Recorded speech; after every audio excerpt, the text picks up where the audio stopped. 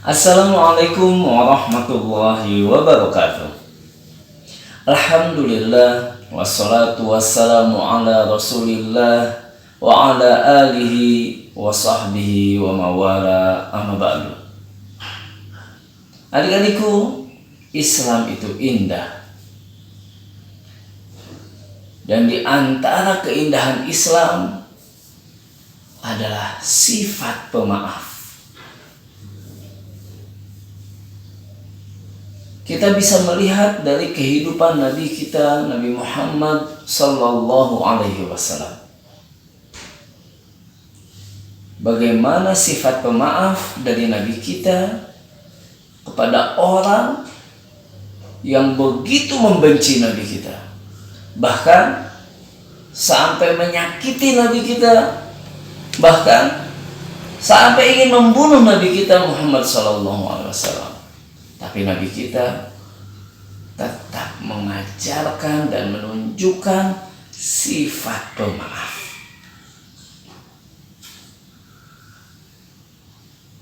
Nah, ceritanya adik-adik, di antara sifat pemaaf Nabi kita Muhammad sallallahu alaihi wasallam, yakni ketika peristiwa Fathul Mekah, dibukanya kota Mekah, ketika Nabi kita Muhammad sallallahu alaihi wasallam yang sebelumnya terusir dari kota Mekah kembali lagi ke kota Mekah sebagai pemenang. Nah, kita tahu bahwa sebelum Nabi kita Muhammad sallallahu alaihi wasallam kembali ke Mekah sebagai pemenang, Nabi kita yang tinggal di kota Mekah, lahir di kota Mekah, sudah mendapatkan kedudukan yang mulia. Beliau sallallahu alaihi wasallam digelari Al-Amin, orang yang dapat dipercaya. Artinya orang-orang Mekah mengakui kemuliaan dari Nabi kita Muhammad sallallahu alaihi wasallam. Akhlaknya yang terpuji, sifat amanahnya, orang yang jujur, orang yang dapat dipercaya. Tapi di kota Mekah, Nabi kita sallallahu alaihi wasallam pindah hijrah ketika orang-orang mendustakan Nabi kita. Nabi kita disebut kadzdzab, pendusta. Bahkan Nabi kita disebut sahir, tukang sihir. Bahkan digabungkan sahirun kadzdzab, tukang sihir yang banyak berdusta. Sebagaimana dalam Al-Quran, orang-orang Quraisy menghina Nabi kita dengan sebutan ya ayyuhalladzi nuzzila alaihi dzikr innaka lamajnun. Hai orang yang mendapatkan peringatan atau Al-Quranul Karim, innaka lamajnun, sungguh engkau adalah orang yang gila. Dalam ayat yang lain Nabi kita disebut sahirun kadzdzab, tukang sihir yang banyak berdusta. Banyak sekali sebutan-sebutan jelek untuk Nabi kita Muhammad sallallahu alaihi wasallam. Bukan karena Nabi kita berdusta, bukan karena Nabi kita menjadi tukang sihir. Enggak, sama sekali. Nabi kita mendapatkan gelaran-gelaran yang jelek sebagai tukang dusta, tukang sihir, bahkan tukang sihir yang banyak berdusta, sampai sebut orang gila dan sebutan-sebutan yang lainnya, hanya karena Nabi kita Muhammad sallallahu alaihi wasallam mendapatkan wahyu dari Allah, lalu mengajak orang-orang agar mau menyembah Allah saja. Hanya gara-gara itu. Beliau tetap terpuji akhlaknya, bahkan lebih terpuji. Beliau tetap amanah, beliau tetap jujur, tidak pernah berdusta. Namun sebutan untuk Nabi kita Muhammad sallallahu alaihi wasallam berubah dari Al-Amin, orang yang dapat dipercaya, menjadi kadzdzab, tukang pendusta, menjadi sahir, tukang sihir, menjadi majnun, gila, hanya gara-gara Nabi kita mengajak orang-orang menyembah Allah saja dan meninggalkan sesembahan yang lain. Nah, adik-adikku,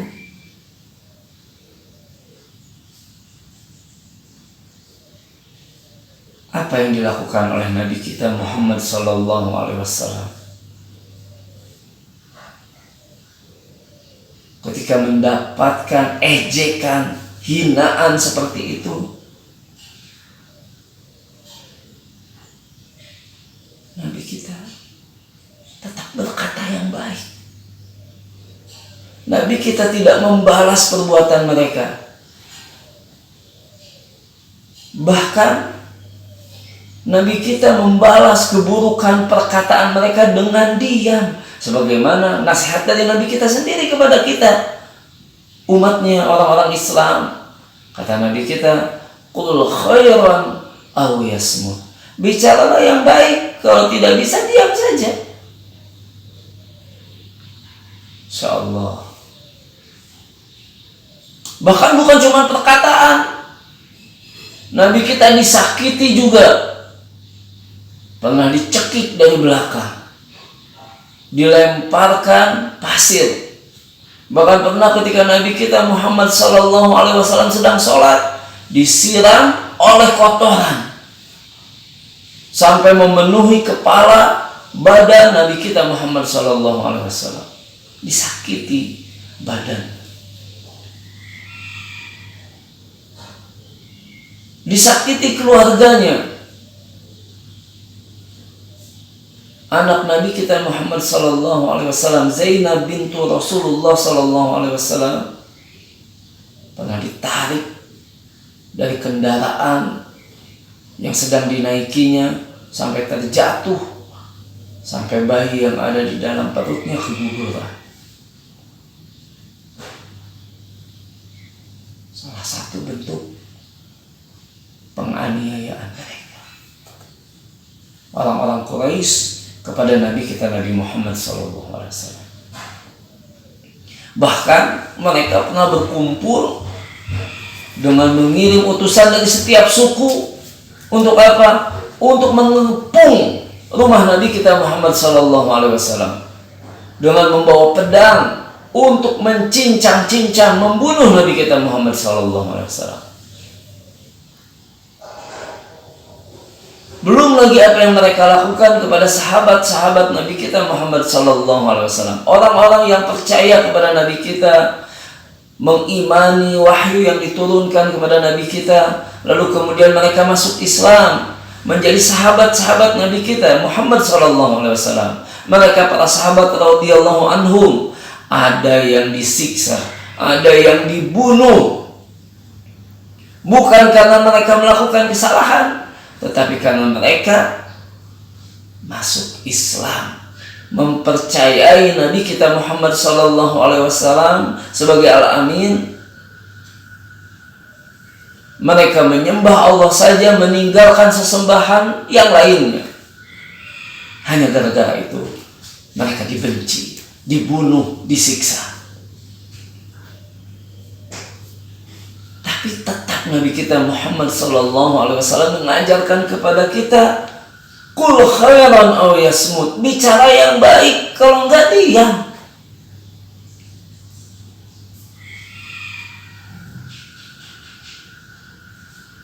Mungkin ada yang berkata, oh mungkin karena Nabi kita masih tetap bicara yang baik, diam, karena orang-orang Quraisy mereka adalah orang-orang yang berkuasa, mereka orang-orang yang kuat, sedangkan orang Islam ketika itu masih lemah, sehingga memang lebih baik diam, tetap berkata yang baik, menunggu saatnya kalau sudah kuat, kalau jadi pemenang baru balas. Ada orang yang berkata seperti itu. Tapi peristiwa Fathul Mekah, pembukaan kota Mekah, menunjukkan bahwa Nabi kita Muhammad SAW benar-benar berakhlak mulia, memiliki sifat pemaaf, dan masih bisa berkata yang baik, walaupun ketika itu mampu bisa berkata yang jelek, walaupun ketika itu bisa membalas orang-orang yang telah menyakitinya dengan perkataan, dengan perbuatan, tapi Nabi kita tetap menunjukkan sifat pemaaf.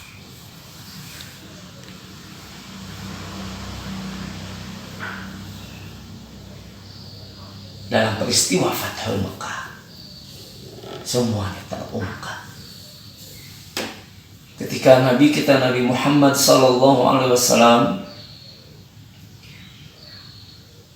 berhasil mengalahkan orang-orang kafir Quraisy, sebelumnya hijrah ke kota Madinah, tinggal di sana, diperangi, disakiti.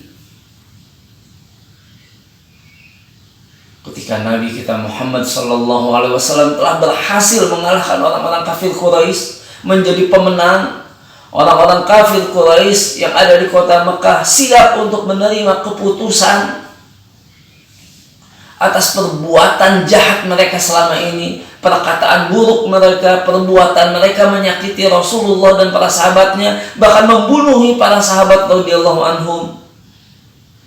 Ketika mereka sudah kalah, siap untuk menerima keputusan, Nabi sudah datang ke kota Mekah, menguasai kota Mekah.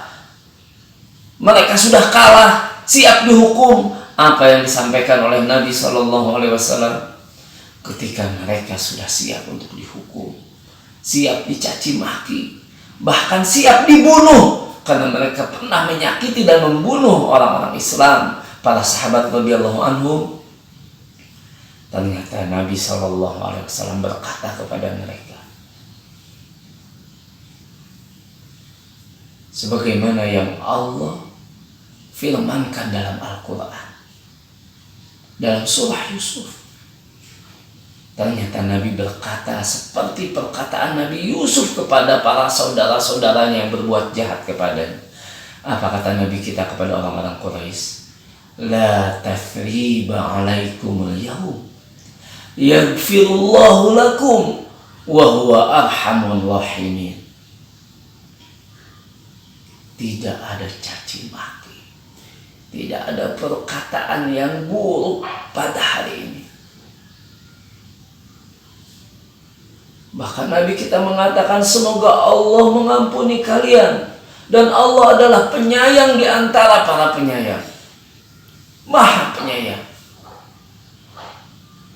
Jangankan membalas dengan perbuatan, perkataan pun dijaga oleh Nabi SAW. Sampai Nabi berkata tidak ada caci maki pada hari ini.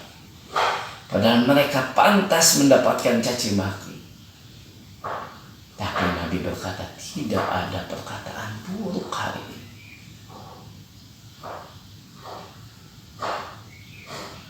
Nabi memaafkan mereka.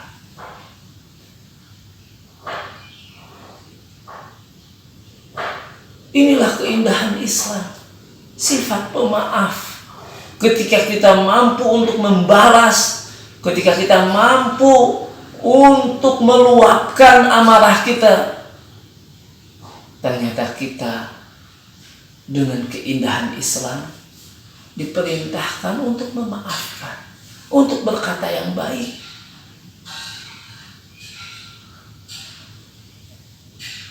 Dan Nabi SAW sudah mencontohkan ketika Nabi memberikan maaf kepada mereka,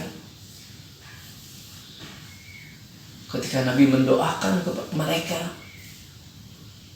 padahal mereka tahu perbuatan jahat mereka layak dibalas walaupun itu dengan hukuman mati.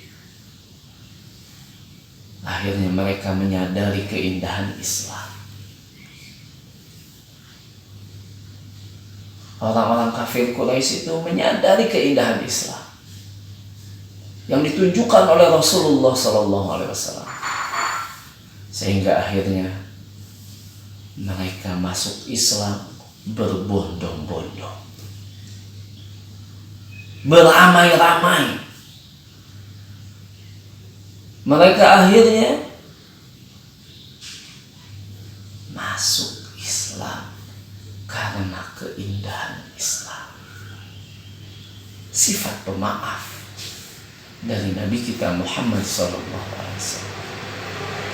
Maka kita adik-adik selaku umatnya, umat Islam, yang menjadikan Rasulullah Shallallahu Alaihi Wasallam sebagai panutan, sebagai suri toladan, sebagai contoh, maka kita sebaiknya dan sepatutnya mencontoh sifat pemaaf Nabi kita Muhammad Shallallahu Alaihi Wasallam, karena itu adalah keindahan Islam. Kalau kita mencontoh sifat mulia ini, kita menampakkan keindahan Islam, maka kita bisa mengajak kaum muslimin supaya ikut jalan Nabi kita Muhammad SAW, dan kita bisa mengajak orang-orang yang belum mengerti keindahan Islam, seperti orang-orang Quraisy terdahulu, masuk Islam karena mengetahui betapa mulianya Islam, betapa indahnya Islam. Nah, ini saja kisah dari Kak Abu Lukman. Mohon maaf atas segala kekurangan. Wassalamualaikum warahmatullahi wabarakatuh.